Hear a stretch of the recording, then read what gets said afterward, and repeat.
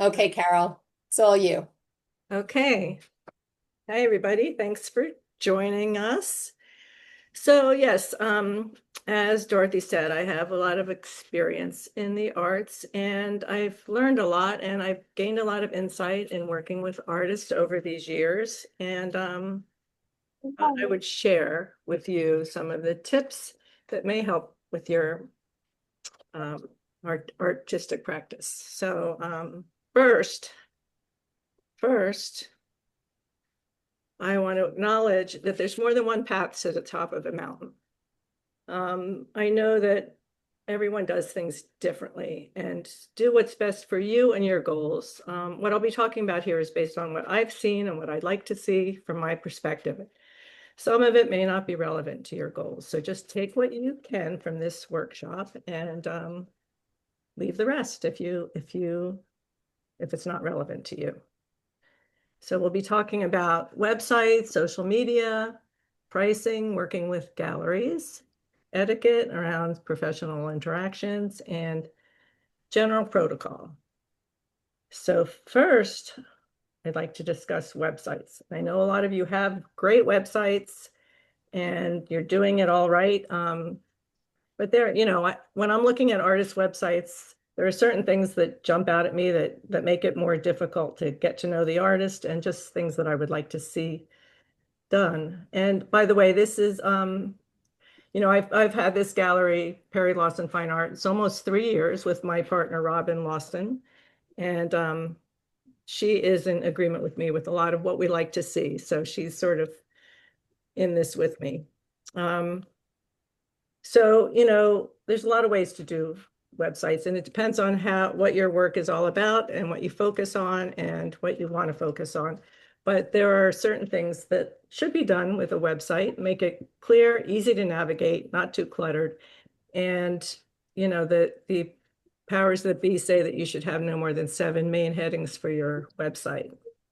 And so, of course, artwork, however you want to call your portfolio, gallery, tab, you all can see this arrow, right?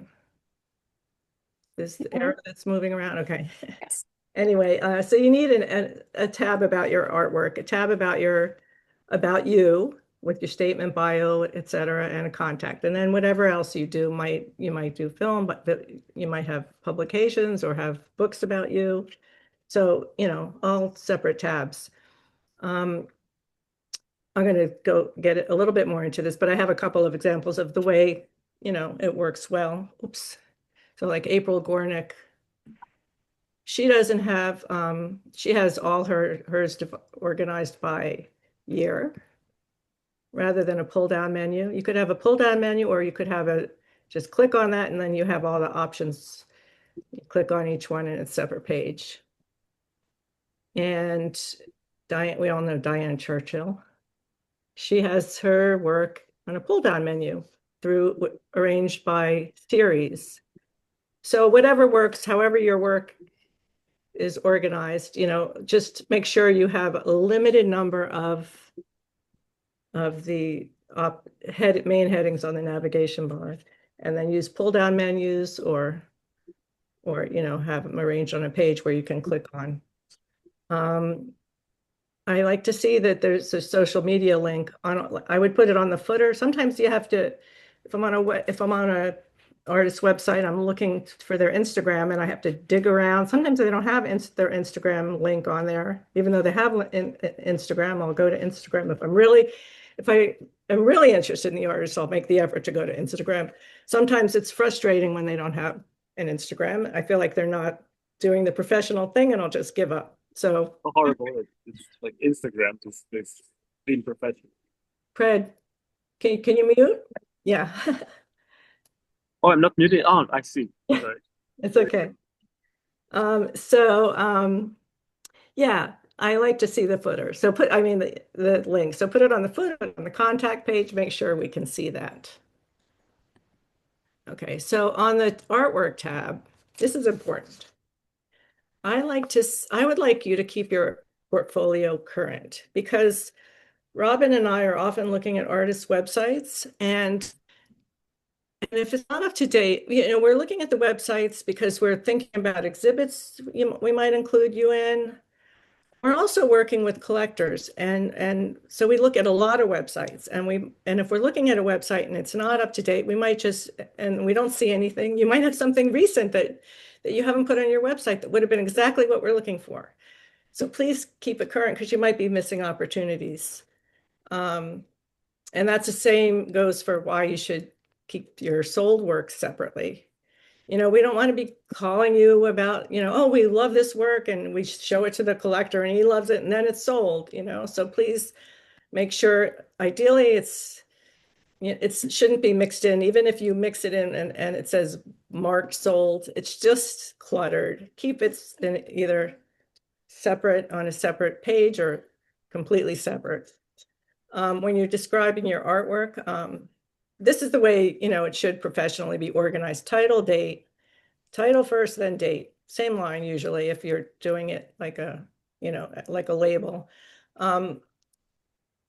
Include full media, tell me what the substrate is. Don't just say oil, because sometimes, it can be on canvas. And please don't use mixed media, because mixed media is a category. Doesn't tell me what you need the work out of. I want to know what the medium is. And also the size. So sometimes people don't have sizes on their websites. And also be sure to list the height before the width. In the art world, we do height before width. Some artists get that backwards. But if like a work is a little bit vertical, but it's not too obvious, we need to know the orientation.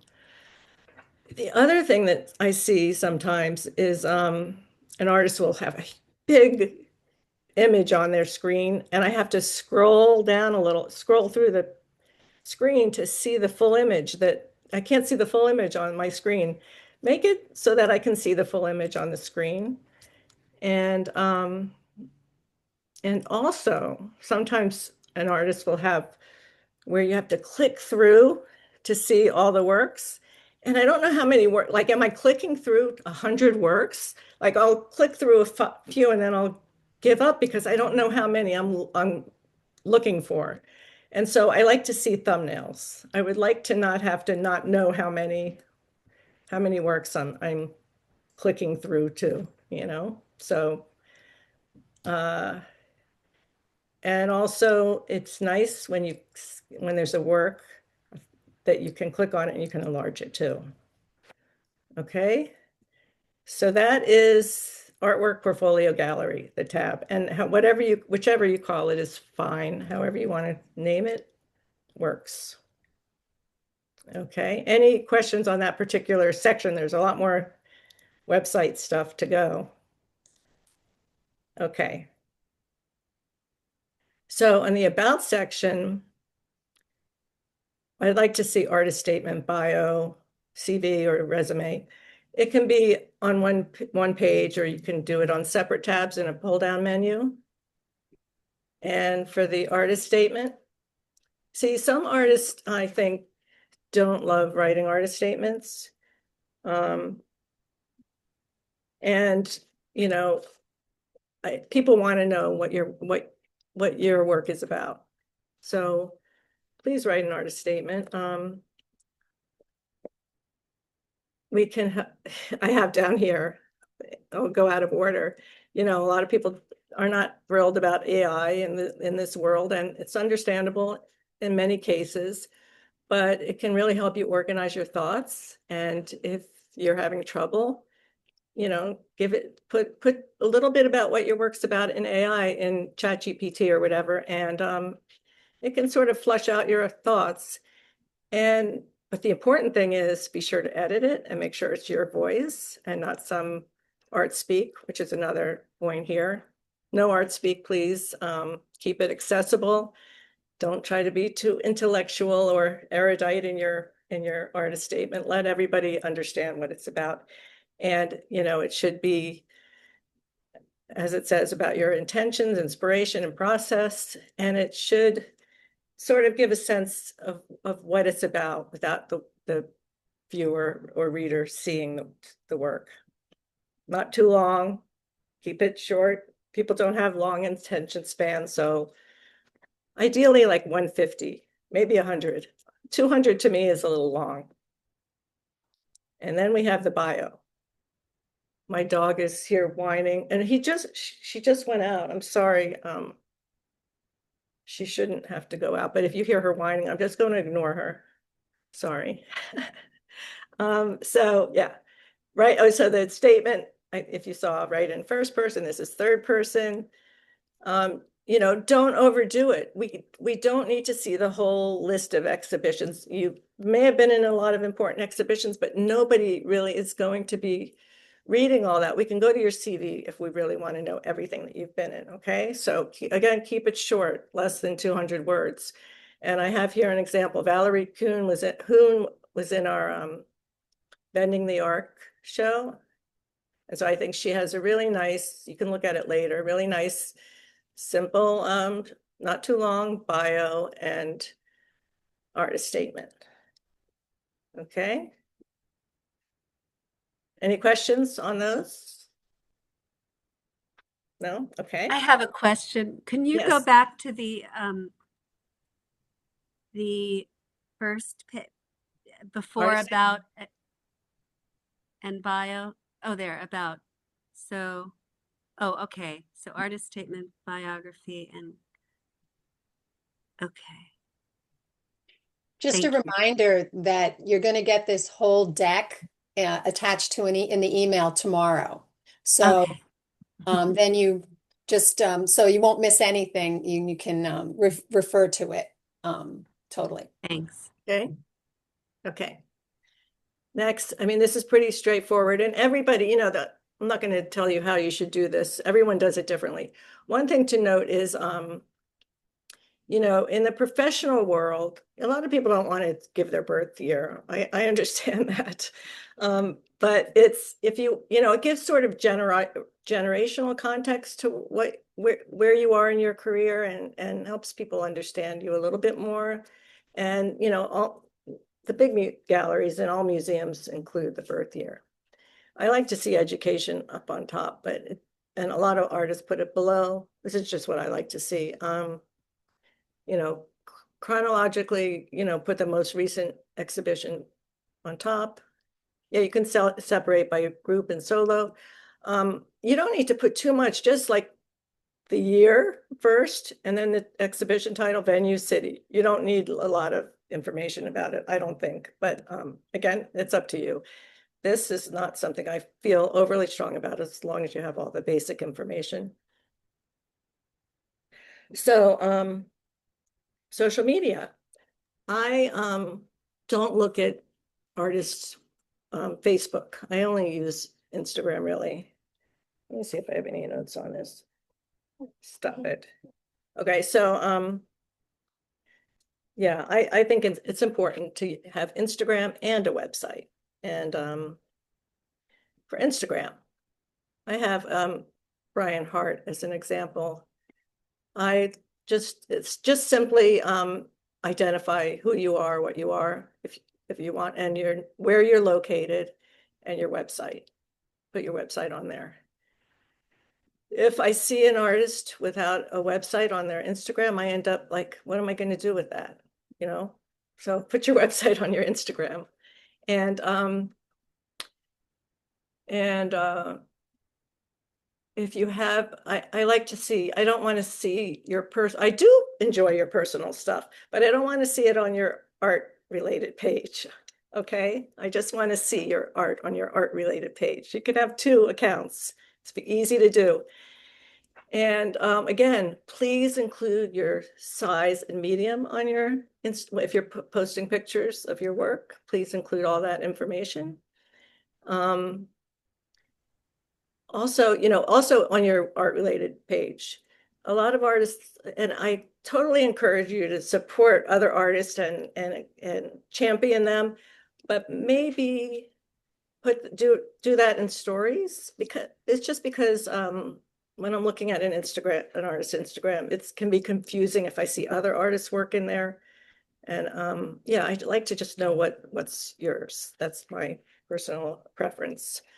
I also would prefer not to see works in progress because then I may not be reading it too closely. I'm looking at a lot of things and I might think that's your completed work or your best work, what you consider your best work, and it's just a work in progress. I do enjoy videos of you working on your work, and then I know it's a work in progress, and I like to see your process. So that's fine for me. Yeah. And that, any questions on that? We have several questions in the chat. Yes. I just have to find them. Okay. Is it good to, Chris asked, is it good to list the area where we live? Yes. And where Yeah. would that be? Is that the, Yeah, I would love that. And Okay. I didn't note that here. Okay. Yeah, you could just put, did Brian say that? He didn't note that on his, I don't know. I think he said Nyack. yeah. Is Yeah. that what you mean? Indicating it there? It didn't indicate in the question. Yeah. I always want to see where your studio is. So even in your bio, In your bio, in your CV, if you know, because yeah, I may only be looking at the CV. Yeah, because we, if we're looking at your bio, we want to, if we're thinking about visiting, we want to know if we can visit the studio, if it's nearby. If we're like getting all excited about an artist and they're in Alaska, it's not very convenient, so we like to know where you're located, and you don't have to be specific. You can say Hudson Valley, you can say tri-state, New York tri-state, but tell me where you're from, where you are. That's usually often the last line in the statement or in the bio, lives and works in such and such a place. okay. There's also one here for, is there an amount of how many pages for your CV? I guess, No, okay. but be sure to like, if you might be a self-taught artist and feel like you don't have a lot of like education or whatever, but everything, you want to put, if you've had any big inspirations in your life, or who your mentors were, who you studied with. If you took a couple classes at Arts Council at Rockland Center for the Arts, include that, um, if you have no exhibitions, if you're just starting out, you still have an education or some mentorship or something. Or at least, maybe you don't have a CV if you're just starting out. You want to have a little bit of something, I guess, on it, but mainly have a bio and a statement. And the bio, again, some people may not want to do the bio because they feel if they're just starting out and they are self-taught and they don't feel like they have a lot to say, you still came from somewhere. You still were inspired by something. You still have artists that you've looked at that are relevant to you. So you can include all that. Ask ChatGPT to help you if you're stuck. The next question, you mentioned to keep your work up to date, i.e. your latest work, but what if the majority of your work that you are most proud of is from a long while ago? Doesn't that count as well? Yes. Are you not are you not actively pursuing just wondering why you don't have recent work that you want to show? Is it that you're stuck, you're going another direction? Yeah, Monica? I mean, Oh, go ahead. yeah. I mean, I guess if you're exploring a new area and you're not ready to show it, that's fine. Yeah. No, I do have I do have recent work, but I did so much in the 90s and early 2000s and even the late 80s. I did so much of this incredibly detailed stuff. I don't even know how I did it. That I just, that I'm still working. I'm still working on stuff. But people want to know that you're still working and you're still producing okay. Worthwhile work. Okay. So you can have the older stuff, but people, people will question, why aren't you doing anything more recent? Especially like if I'm looking, if you're looking to exhibit stuff, it's the more recent stuff that has the more value, Okay, artist. okay, thank you. Because the older stuff, if you have so much older stuff, we're going to get into pricing and everything. Okay, okay. If you have older stuff that hasn't sold, there's a Mhm. question as to why, and that will affect the value, so Mhm. we'll get into that. Okay, thank you. Sure. Any other questions? No, Chris just said her question was specifically, should the location be on the CV? And I think you answered that it should be. It should be on everything, correct? Okay. Yeah. And then Lisa had a comment, I think. She said on the CV is the list of exhibitions ... So perhaps you have so many exhibitions, exclamation point. Um, So you're saying, you have too many exhibitions to grapple with on your CV? Is this Lisa? yeah, Lisa. Yeah. What are you saying, Lisa? Yeah, because like, should the CV not be so long? Maybe it's 3 pages and you prefer to only look at 2. So should you? I think you should have everything unless it's some fly by night. You Right. think it's, it's not a worthy place or whatever. But I mean, I think your CV Pack it should all in. really have everything. Yeah. Okay, And you sum it up in your bio, okay, you don't have the wherewithal to look at everything. okay. You know, Thank you. yeah. Okay, we're good to Okay. move on. Pricing. Okay, so this is a big issue. There's lots of different ways of thinking about this. But the main thing you have to think about when pricing your work is that it's based on value. Okay? Value is determined by the quality of the work, your position in the art market, and market demand. Okay?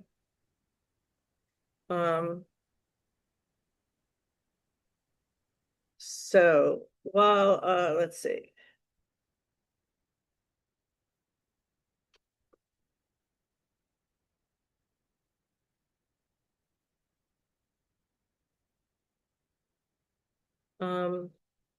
Sorry, I'm just trying to orient myself here. Okay. So value determinants.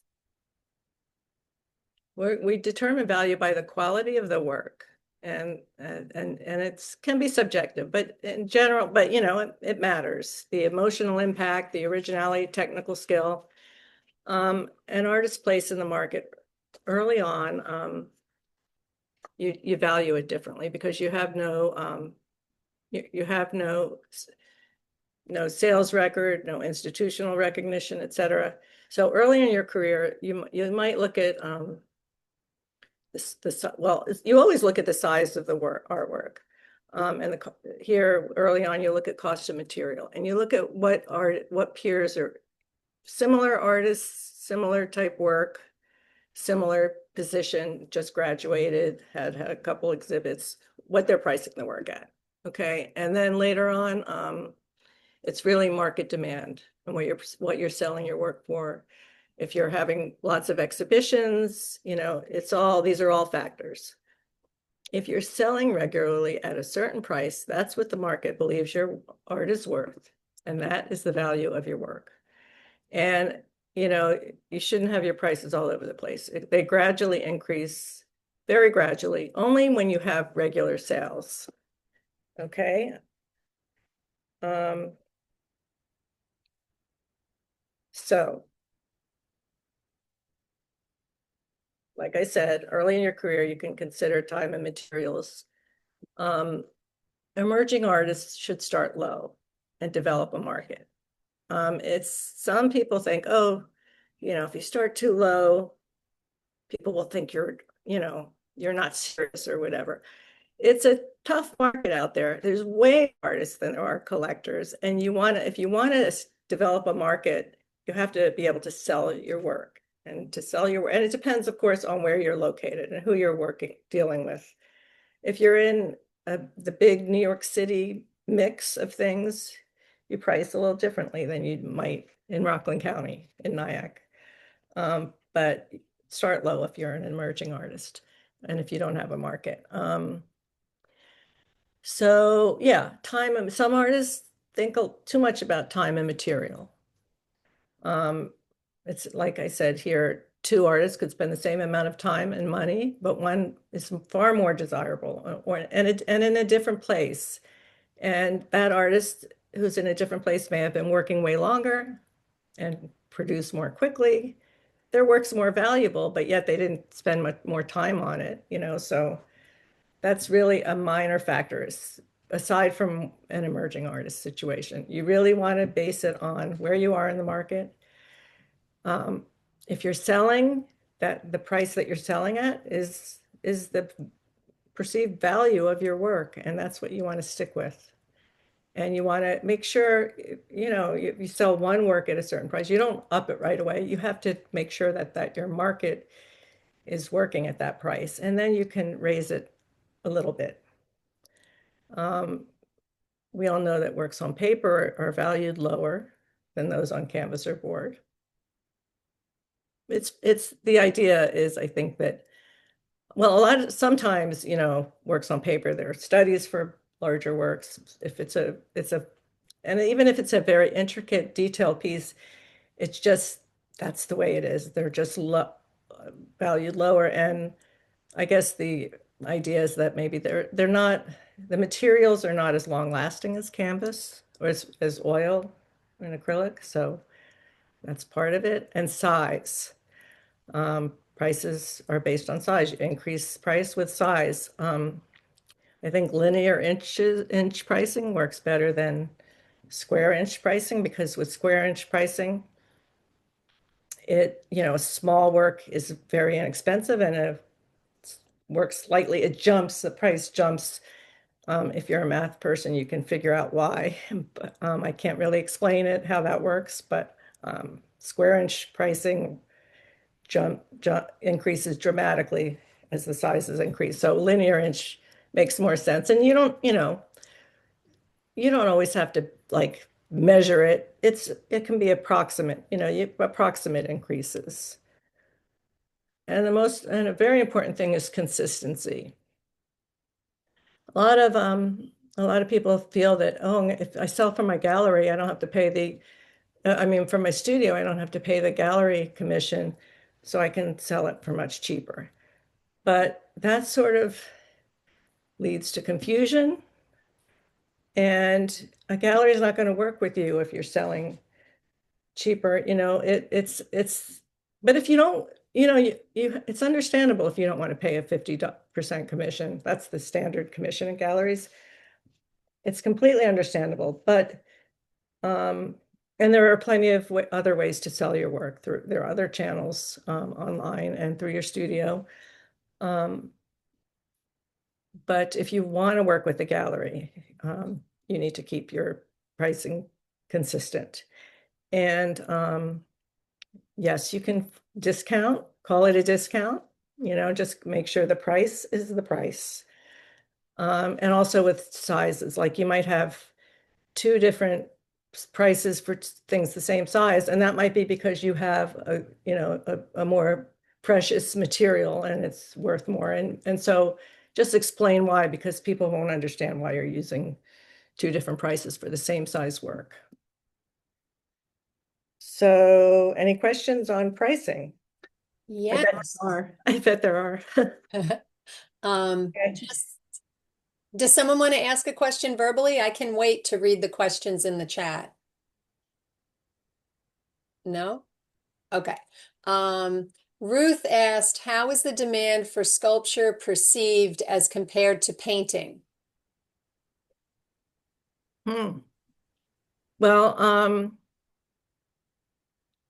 we haven't had, as you know, we haven't had a lot of sculpture in the gallery. I am not really, I don't think I can confidently answer that question. Sorry. Okay. Craig is asking, I work digitally, printed on plexiglass or aluminum die bond. Are editions of 5 a good start? Yeah, I think that sounds reasonable.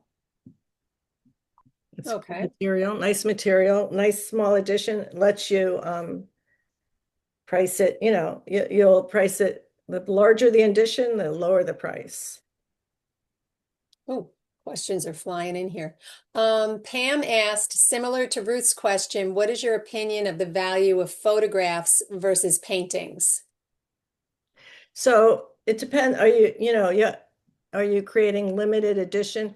Of course, the photographs will be valued much lower than paintings because you can make multiples of them. And so it depends on if you limit the edition and stay outright, this is a limited edition, then that there's more value. If someone's getting a photograph that they think 100 more might be made, they may not want to pay as much for it, Does that answer your question? If not, speak now. Yeah. Okay. Millie asked, what are your thoughts on framing or not? Oh, we're gonna get to that. Okay, that's another slide. Yeah, yeah. Okay, we'll wait for that. And then Craig just said, thank you. Thank you You're for this. You're So, welcome. so you're free to move on, I think. Working with galleries. Okay. So gallery relationships are partnerships with both benefiting from the artist's career. Okay, so what I want to say about this, we can read through it quickly, research the gallery, check the website, okay, all this. The main thing is, Rob and I are surprised when people come in and don't even look around and they can't put their phone in our face and say, I'm an artist, show my work. I'm also surprised when we have a submission thing on our website where artists can submit. Actually, I'm sorry to say we paused it recently because we need to catch up, but it will be open again. But we do allow prior to our pausing it, we were allowing artists to submit. And I'm always also surprised when artists submit to want to show at the gallery and they have an Instagram and they don't follow us. We want to know that you don't just want to slap your work on the wall, that you care about what we're showing and the artist. One of the most important things as an artist you want to think about is the other artists. Networking with artists is really important. In the big galleries, that's a lot of times how they find their artists, through recommendations for other artists. We've had recommendations, John. Thank you, John. He's recommended some artists to us. I always appreciate when our artists recommend other artists because I trust the artists. About art, what's good and what's not. And if you're recommending an artist, we're gonna take a look, and so it's not just about you putting your work up and not caring about anything else that's going on in the gallery or the artists so go to opening, support, network, and once you've done all that stuff, you can ask us to visit your studio. We'll be happy to, if we can get there, we'll visit your studio. Let's see what not to do. Do not go to another artist's opening and start showing your work to us and everyone else. You're there to celebrate the artist whose opening it is. And but you're welcome to show your work if someone asks, of course. And this is what I touched on before. Don't go to a gallery and show your work right away. But we might offer, you might come in and say, I'm an artist. And, if we say, what's your work about? Please show it. We want to know artists, but we want to know that you care about what our gallery is and who our artists are that we're working with. Any questions on the gallery part that stuff that I just touched on? No? Nothing in the chat. Okay. This is pretty straightforward. All I have to say about this is follow instructions, because you wouldn't believe how many people don't read the stuff and they just send wrong size, wrong theme, wrong whatever, and it depends on what the theme of the show is. The juror might be like only interested, like if you look at the juror, maybe they're really into abstract, I don't know, just do your research is all I have to say about that. Okay, and double check. Presenting your work. Here's where I'm going to talk about framing.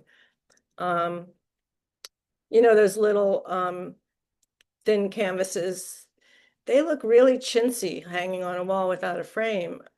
It might be your intention. If your intention is not to frame, I suggest you use the gallery wrap, the 1.5, 2-inch thick canvases. They look much better without a frame. And of course, in all these cases, it depends on the gallery's requirements. And I know that some artists, really don't want a frame. But if you're using the 1.5 inch canvas, it just doesn't sit well on the wall. It doesn't have any impact, and I don't like it. And quality frames, it makes a difference. And I know that framing is expensive, but you can go to Michael's and find frames on sale. They don't have to be the highest quality frame, but they can't look cheap. And the frames with the sawtooth in the back, they're hard to hang. They're like wobbly and everything. Just try to get good frames. Try to make it look sleek. These days people aren't using gilded fancy frames. Some people, if it goes with your art and you want to do a more elaborate frame, fine, but simple, nice frames really make a difference.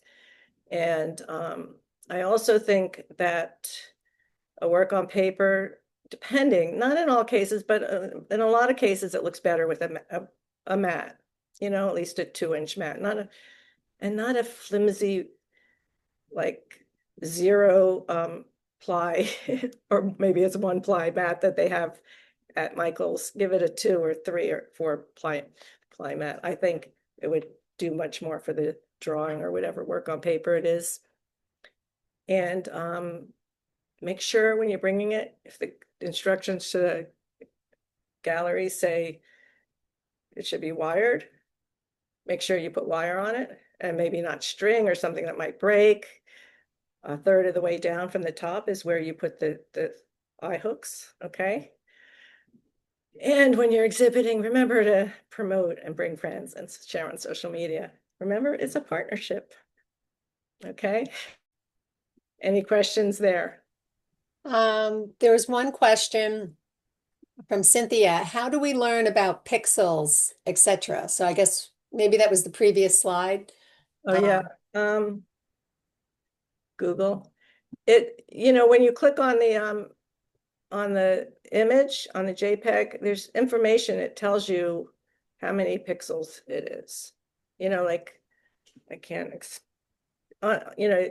when you have a picture on the screen, it tells you what the pixels are. And most of the time, I can't tell you photography wise. I do have, did I mention photography here? I meant to mention photography. Somehow it fell out. Yeah, I can't really tell you how to set your phone. I know that my phone is making at least 15 the right size pixels. But I can't tell you how to make that happen. So you could probably Google it. But generally, for publications and submissions, that's the size that they want. Okay. Also, any pointers on organizing a reception?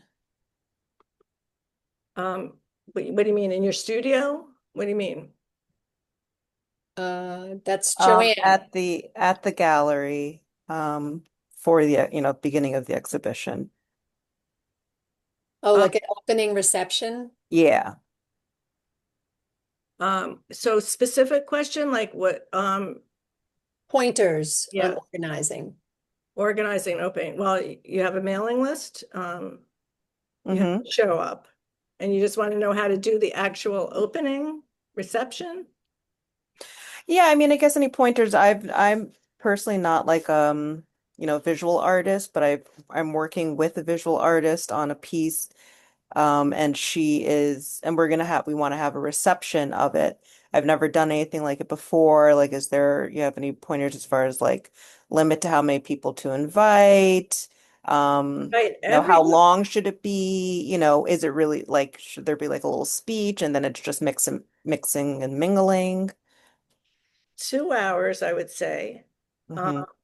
and invite as many people as you can, unless you have a very limit, unless you want it to be exclusive and you have a limited space.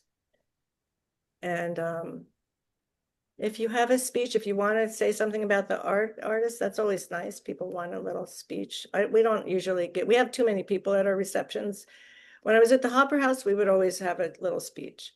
Our receptions are just so crowded, we just don't. But we do have artist talks. So, it's always nice if that they want to give a little talk about their work. That's all, that would be nice if you're not going to have a separate talk or anything. But we have a separate artist talk, so we don't do that at the opening, but that would be nice. Okay, so it's really more just like a networking, Our thing is just, just yeah, chatting with people one-on-one and working the party kind of a thing. yeah. Okay, great. Thank you. Millie asked, do you think we need to invest in frames for all our work that's pictured on Instagram or wait until we are showing the piece in a show? I think you can wait till you're showing it in a show. Yeah. Right. Generally, we don't include the frame in photographs. Usually it's just the frame is cropped out. Okay. Yeah. Lucy has a tip here. Go to image size on Photoshop or preview. Then you can look at pixels and adjust. Mm-hmm. Yeah, if you have Photoshop. Right. But I think you can figure out. Yeah, it's funny on the Mac that I have, it says you can adjust the size, but it doesn't translate somehow. Like if you're sending it off, it's still not going to be adequate. You need to make sure it's the right size from the start.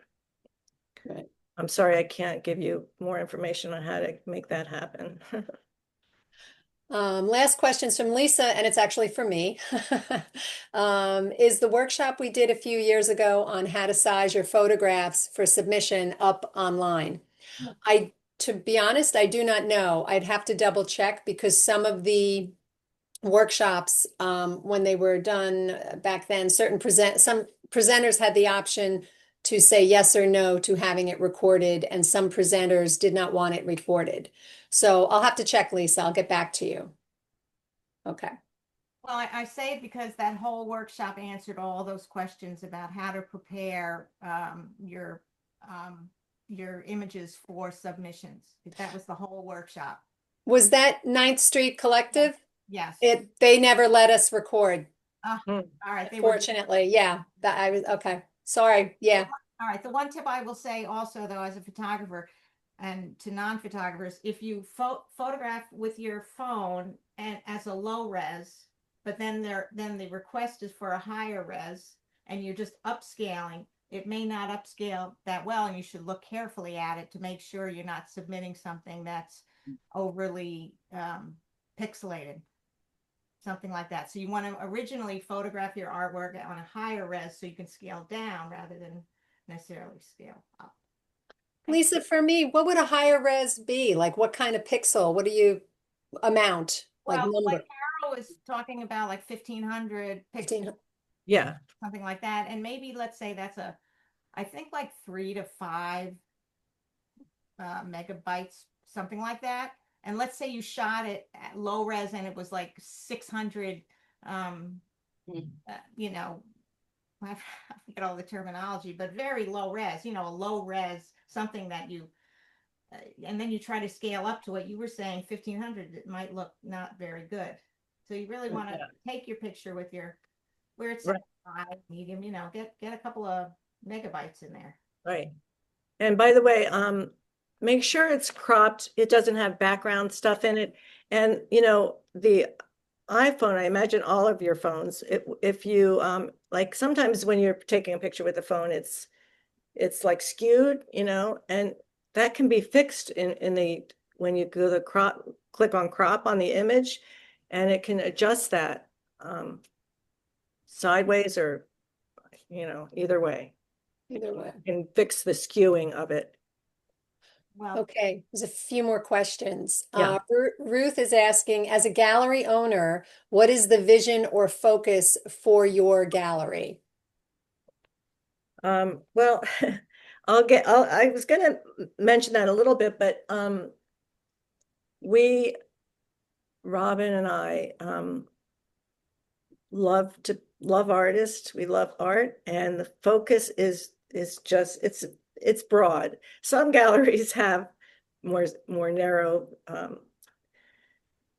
guidelines and as to what they want to show, etc. But we're open. We just want to show what we love and share the work.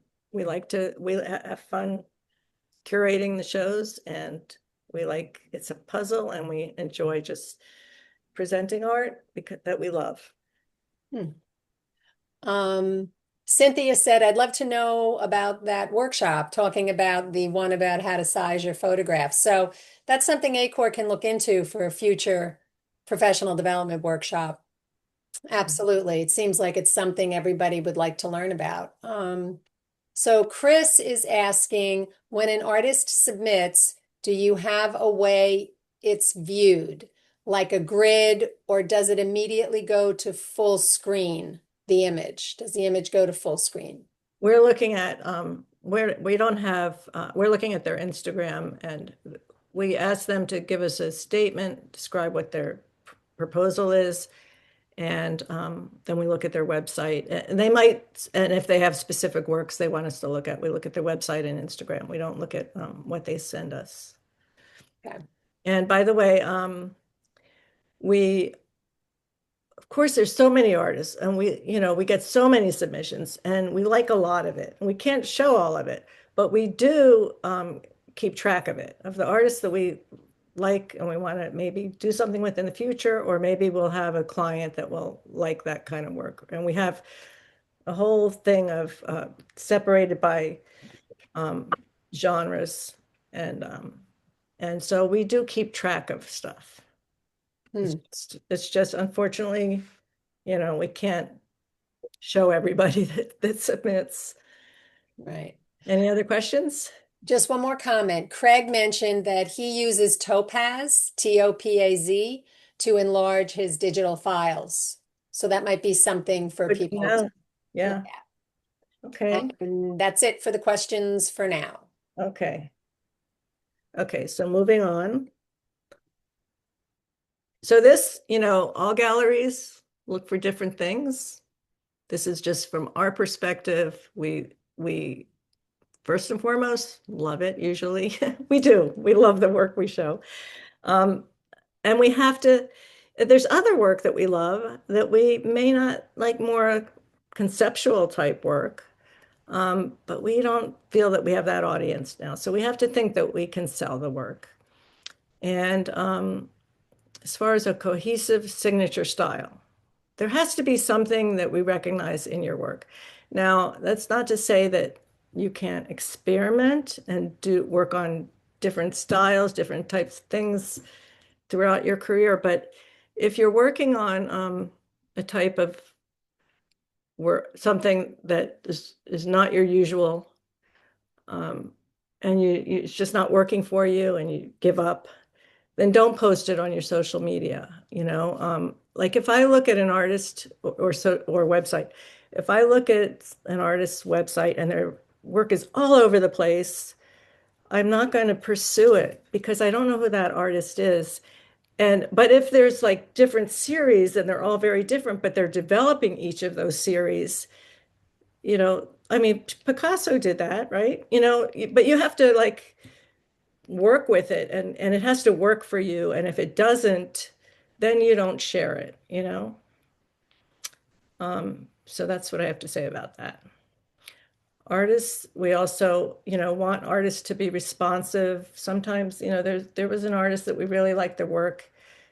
He was in one show and we were tried to, we had a client who might have liked that work, but he just wasn't responding. He said, "Oh yeah, I could make another one." He wasn't, in other words, that's the next one. He wasn't committed to his practice. He didn't have anything ready. He said he was going to make something that might fit the artist, the client.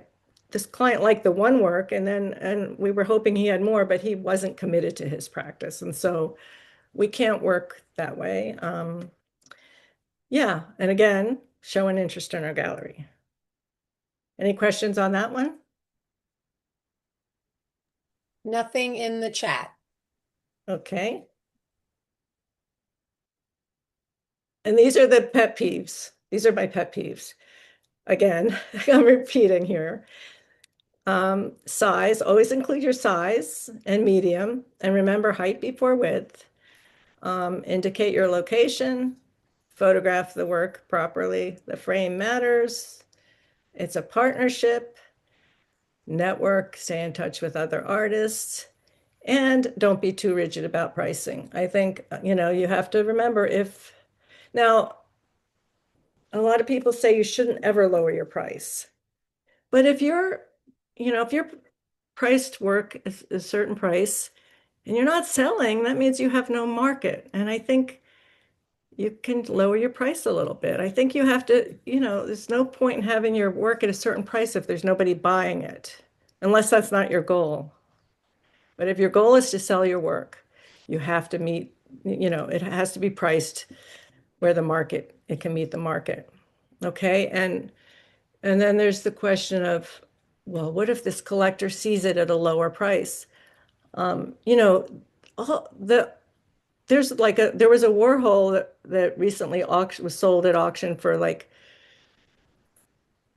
I don't know, 50,000 or some out or 100,000 less than than it was auctioned off for a few years ago. Like even the biggest artists, these artists are, the prices fluctuate. And a collector of a Warhol, of the guy that sold the Warhol lost all that money, it happens. You just explain the market is not meeting it, or else offer them another work at a lower price, make it work with the collector if it's a collector that you care about, but make sure your work is not overpriced. And most importantly, like I said, so Robin and I do what we do because we love artists and we love art and we want to see them thrive. And you have to be true to yourself and do what you do, and hopefully something will come of it. And finally, I have some resources for you. We use Artwork Archive at the gallery, and they have a thing for artists and for art collectors and organizations. And it's a really great way to organize your work. And for artists, they have a pricing at like really affordable, $9 a month for up to 100 works. And then it's like $15 or something for 500 works. And it's a really great way to organize your work. And then there's this podcast, Let's Make Art. It's these two artists who have seen quite a bit of success. And so they answer questions about art and the art market and making art. And they're really great podcasts. And I would recommend you look at those. And then these books about how to become a successful artist, Magnus Resch. I read that book and I thought it was really helpful. And Jerry Saltz, I haven't read that, but a lot of people have and said it was good. Yeah. So that's the program. Any questions? There is a question in the chat. Millie asked, do you think artists should put prices on their website or ask people to inquire? That's a good question. And it's a question that comes to the gallery, people, there's always a question of whether we should put prices on. And I think, and what I hear is that the prices, the more transparent you are, the better off you are. And the prices, if you put prices up, it helps to sell. That's what I hear. People, are reluctant to ask. They don't know, is it going to be just ridiculously priced? It just makes it easier for the person who's wondering. Yeah. There's no further questions in the chat unless someone wants to just shout one out.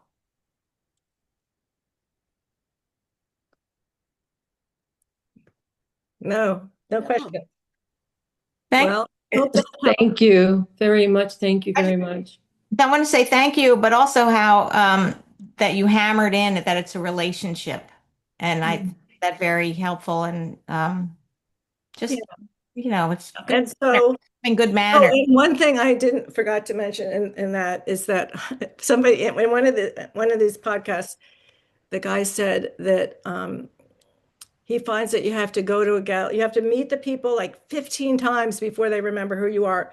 And I would hope that I remember you before I meet you 15 times, but we are meeting a lot of people.